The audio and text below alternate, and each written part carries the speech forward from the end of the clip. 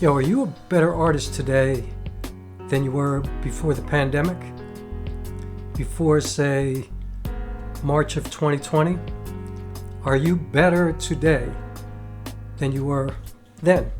And the reason I ask is because we've all had so much time to practice, to rehearse, to write, to come up with new stuff, to be better artists. So I'm just curious, are you a better artist than you were today? Because I'm looking at myself and it's complicated with me. And so here's what happened to me.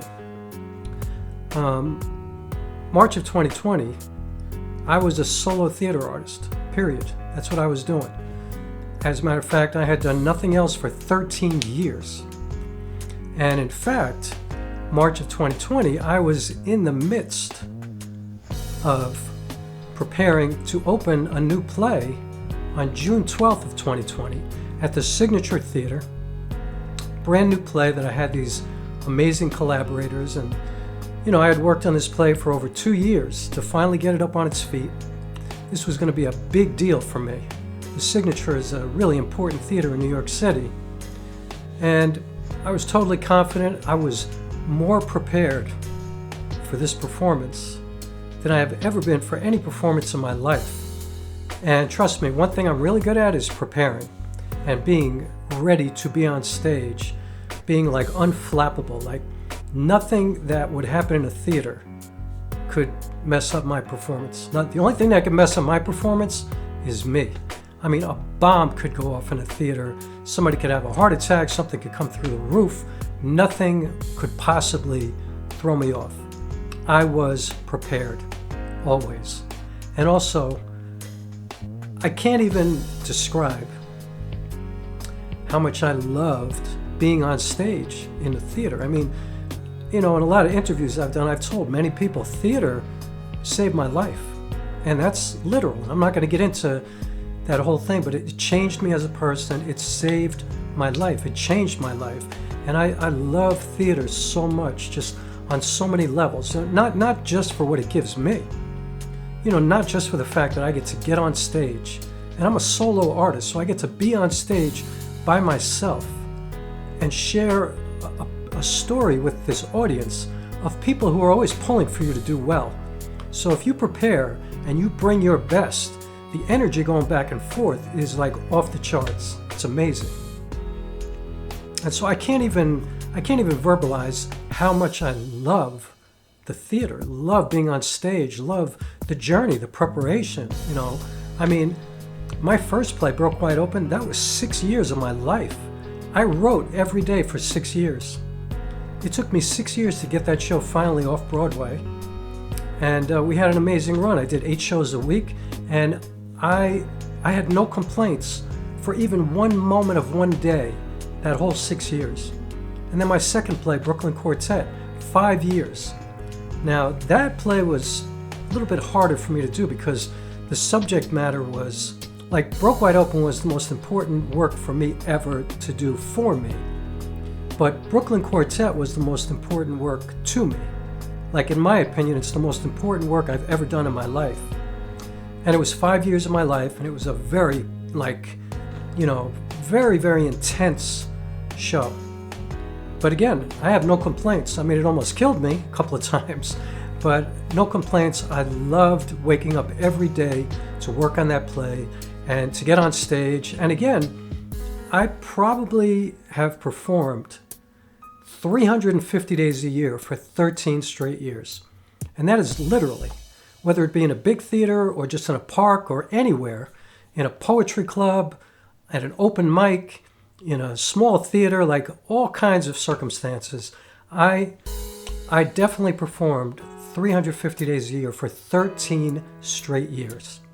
It was just my whole life. And so here I am, it's March of 2020, and suddenly the whole world gets shut down. And I keep rehearsing because I'm thinking, we'll be fine by June, right? So I just keep working on it, I keep preparing, I got my collaborators involved. And sure enough, about, 3 weeks before June 12th, even though we all knew by that time that it wasn't going to happen. The cancellation came, and it was like a metaphorical death for me. I mean, I don't know that I've ever been that disappointed in my whole life, you know, that hurt. That killed me. Well, it didn't kill me, but it killed me, you know. It was really very, very difficult for me to deal with that moment. Like all of a sudden, that was it. And now I had nothing to do. And I wound up in a deep, dark depression. Like I didn't know what to do with myself. Like I had no purpose. Like I didn't know why I was just like hustling around trying to make money. I was out every day. I was actually working for Instacart, this shopping thing, just to make money to survive. And suddenly that became like a mission for me. Like I actually was out every single day during the pandemic bringing people food. And, you know, not because I'm so, you know, altruistic, which I kind of feel like I am an altruistic person, but I was out there because I needed the money. And so I was out every day during the pandemic, and I was masked up, I was gloved up, I was in the stores every day. It was scary. A lot of people were dying in my neighborhood. I lived right down the street from Montefiore Hospital in the Bronx. There were one of these ice trucks near us. They were putting corpses in those ice trucks because the morgue ran out of room. I mean, it was a very difficult time, but the point is for me, you know, working for Instacart at that time became like the most important, meaningful thing in my life. And I was like, what? Is this my life? You know, I'm not saying anything bad about doing that kind of work, because I'm incredibly grateful that I had the opportunity to do that, but, you know, I'm a performing artist. That's what I do, you know. I worked really hard to do that. You know, I spent many years in the music business before that. I mean, I am an artist through and through. Every cell in my body is an artist. Even my sports, you know, like I've been an athlete my whole life. I approach that like art, and I approach my art like sports. Like I am this person, like I know who I am. And suddenly, I wasn't that person anymore. Because there was no roadmap to when it was going to all come back together again. Like I had no idea. And then, you know, days started to go by, and then weeks, and then months, and then a year, and all of a sudden, you know, where am I going? What's happening? Who am I? What am I doing? And so I started to think like, you know what? I've never done this before, but I think I'm going to take my theatrical script and turn it into a movie. And so I don't know how to use a camera. I didn't know anything about videography or photography or anything like that. Other than with my cell phone, I was like, oh, I do record myself rehearsing all the time because I'm an artist who likes to share his process with people all the time. And so I thought I can make a movie. I mean, I had the audacity to say I'm going to make a film out of my script. A solo film. I'm going to shoot it all by myself because we're not allowed to be around each other, right? I'm going to be the only actor in the film, but I'm not going to make a performance video because I already had a performance video made out of that second play, Brooklyn Quartet. I wanted to make a movie. And so after 3 months of hating everything that I shot on my phone, and watching YouTube videos every single day and learning from these amazing YouTube filmmakers, you know, and I'm not going to name any names, but because I could do that, and I don't want to make it seem like I'm using their names to get people to look at this video, but I watched so many, you know, filmmakers on YouTube, and I actually learned how to be a filmmaker. And I was lucky because I had a phone that had all these manual controls, and so I had to, you know, I didn't just shoot on auto mode. You know, I wanted to shoot 24 frames per second because that's what movies are shot in. I wanted to learn how to manually focus. I wanted to learn about aperture and white balance and ISO. I had to learn these things. Framing. I mean, I realized when I started shooting, I have no idea how to even frame a shot. Even though, like I said, I've been shooting myself for years, sharing my process. And so anyway, to make a long story short, I ditched my theatrical script. I wrote a proper screenplay. I started over, and I had what was perhaps the best, well, I'm not going to say the best, but it was one of the best creative experiences of my life. One of the best experiences of my life, period, of any kind of experience. I mean, it totally transformed me. It changed everything about me.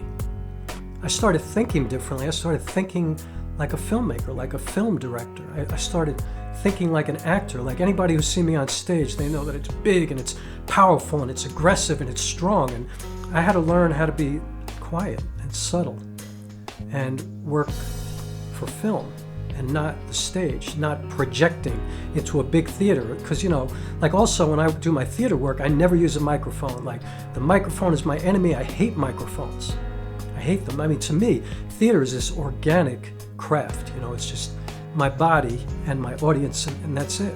You know, it's us, this beautiful shared experience. And I'm giving you me, the most basic, fundamental me, Rock Wilk.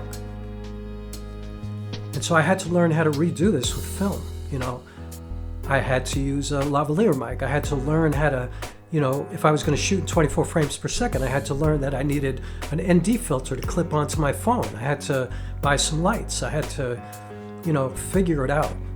I had to learn how to edit. I got DaVinci Resolve because it was free.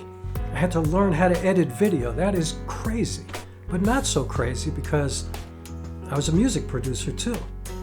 I am well versed in Logic Pro, Cakewalk, Cubase, you know, every music software imaginable. I was a beta tester for some of these professional, you know, programs, you know, music programs. So a lot of that I was able to move over and use in DaVinci Resolve, but it was also at the same time completely different. And so I made a film, and I reached out to some friends of mine from the music business, and it became a gigantic project, and it became an award-winning film, and it's something that I'm so proud of. And I'm not going to say I'm more proud than what I've done in the theater, because I am so proud of all of that work too. Like that work is my lifeblood. You know, if you saw Broke Wide Open, if you saw Brooklyn Quartet, you know, if you would have gotten to see The Red Plaid Suitcase, which is a play that I was supposed to open at the Signature that'll probably never get done. And that brings me to the question, are you a better artist now than you were before the pandemic? Because I'm a different artist. So maybe I am a better artist because now I'm a filmmaker. You know, I make movies. I'm already working on my second film.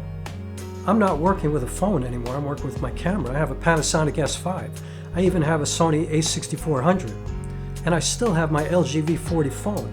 I have an LGV30 that I used for sound because it reproduces professional audio. You know, I have an LGV20. I have an LGV60. But now I look at them as filmmaking tools. And I actually got asked to open my play recently. And I said no. And that was the hardest thing I've ever done in my life, because how could I say no? I'm a solo theater artist. I'm a performing artist. But I realized that I had let go of all those words, so I was going to have to rememorize 2.5 hours of dialogue. And again, solo theater, nobody else on stage.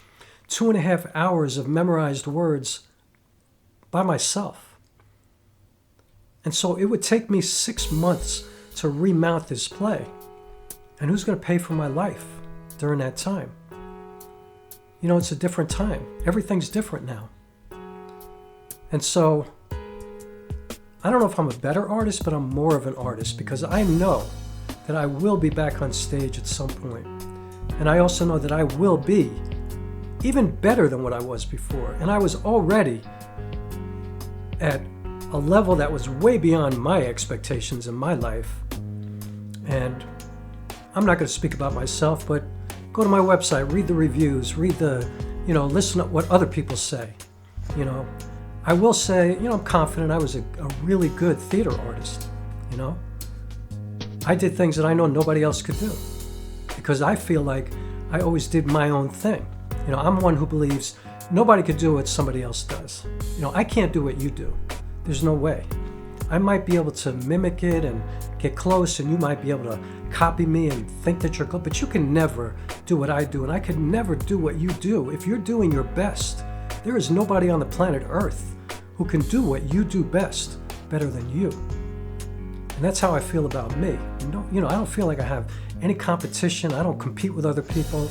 I am incredibly happy and grateful for everybody else's success in the same field that I'm in. If there are solo theater artists out there who are doing great, I am so happy for them. I am not a hater, but I'm confident in my work, in what I do. And now I feel so good about this filmmaking. Even though I feel a lot more insecure about this because I'm still learning, even though you would think I know everything now because I finished a feature film and it's won awards that other people said it was worthy of, so that must mean it was good. But I'm nowhere near the level that I was at in theater. And that's exciting for me because also for me, the journey is perhaps the best part. Like, I love the hard part. Like, I've been an athlete my whole life. I love to train. I love to work out. I love to work on the little meticulous things, the stretching, the strength work, the fundamentals, like, I love that. And I love the same thing about theater, the rehearsing, the hours and hours and hours and days and months and years of preparation. I love that. And I love the same thing with filmmaking. And filmmaking is like, you're like a mad scientist putting this thing together. It is just the most amazing laboratory to be inside of. And it's also just like, your imagination is endless because, like, for example, with this new film that I'm working on, I have a couple of scenes that are going to put me in kind of dangerous situations maybe, but the thing is, I can't fully do what I'm trying to express in my script because that would hurt me. So I have to figure it out. Like, how am I going to visually tell this story and not make it seem like I'm, compromising anything? Because there's no such thing as compromise in art, in my opinion. It's like you figure out how to do it in the best way that you can. And one of the most amazing and beautiful things about any form of performance art is that it's never literal. One of my directors, Reggie Gaines, once said to me, the best thing about theater is that we give people the ability to imagine. And I love that. I think about it all the time. Like, that is what we do. That's what I do. That's what I want to get out of my work. And that's what I'm trying to give other people, this opportunity to imagine, this space. I want to be in this space together, whether it be I'm sharing something on a screen or in a theater, and we're imagining these endless possibilities. It's like dreams, it's like there's no ending to it. There's no rules, there's no parameters. You just dream. I've had recurring flying dreams my whole life. I have yet to be able to fly from the planet Earth, even though some people, like when I was a little kid, I did think I could fly. So am I a better artist? I don't know. Maybe I am.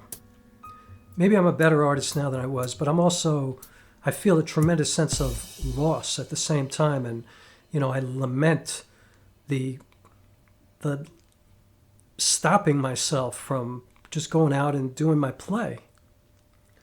But I've transformed into another space, and I'm really excited. I'm in the middle of this project now. And that's what the best thing is for me to do right now, and I'm growing, and it's new. I mean, that's the thing, you never stop learning new things, and you never stop growing. You never stop acquiring more tools to tell stories. And that's what it's all about. We're sharing stories. And so, you know what? I'm going to go with, I'm a better artist today than I was before the pandemic. But it's complicated, and it comes with quite a bit of cost at the same time. But I'm not going to look at it that way. I'm going to look at it like every day I step forward, and I'm still using a lot of what I used when I learned how to play music my whole life. I use music in my theater work. I use music in my film work. I use what I learned in the theater and the film work. Like, I'm always using everything that I've learned. And so I'm never really completely releasing anything, even though to a lot of people it might seem that way. It might seem like, somebody asked me recently, when is Rokkor going to be back on stage? Now, I don't know the answer to that, but I know it's going to happen at some point. But for right now, I'm knee-deep in a film, and I am so excited and so grateful and so proud of this moment of my life, and honored to share it with whoever's going to be kind enough to receive it when I'm done. And I'm sure I'll share a lot of my process, and so that's all a good thing. So I'm just curious, are you a better artist than you were before the pandemic? You know, did you use that time? Why? I mean, I'm so excited to see a lot of the work that has come from artists out of that time of COVID. What have we created? How have we made the world more beautiful? You know, taken the most difficult, challenging, treacherous, deadly time. Deadly literally and deadly metaphorically. It just shut down the whole world. How did we turn that into something beautiful? I made a contribution with my film. I am so happy that I documented this time of COVID. I have it documented. I made a movie. It's going to live for as long as these formats live. As long as there's something called a movie that people can see, I did it. That's a cool thing. In theater, I do the show, and you know, one of the things I actually loved about theater was that, you know, tonight I'm on the stage, you're in the theater, you know, in your seats, and this is like a moment that's happening right now, immediately, and nobody else gets to see this. Like, we are sharing this moment together. That's really cool. But then it's gone, except in our memories. And that counts for a lot. But there's something really fantastic about filmmaking where it tangibly lives forever. Like, I can go watch Cinema Paradiso anytime I want. I can go watch Islands in the Stream and see an incredible film. Like, they live forever. And that's amazing. So yeah, I'm a better artist than I was before the pandemic. Are you? What'd you do? I'm excited to receive what you did, and I'm pulling for you, and I'm really supportive of whatever you did. And let me know, because I'll watch it, I'll receive it. I want to know. I'll see you on the next one.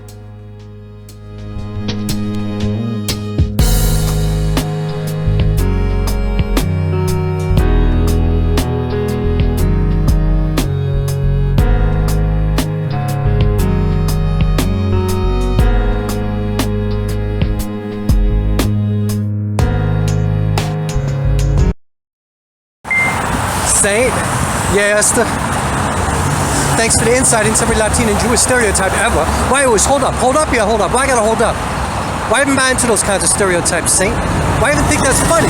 I don't know. You don't know.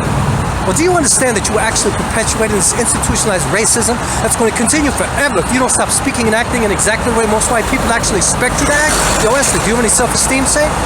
Do you even think about anybody other than yourself? Do you understand that how you act and what you say is actually going to affect me and you and everybody, not only in this neighborhood, but in the entire world? Do you even understand that there is a whole world outside of this little block? Can you understand that, Saint? Can you rap your little Brooklyn is the greatest, most epic, amazing, fantastic, the most magnificent place in the whole motherfucking world, brain around that? Can you do that, Saint? That's Esther Alvarez, yo.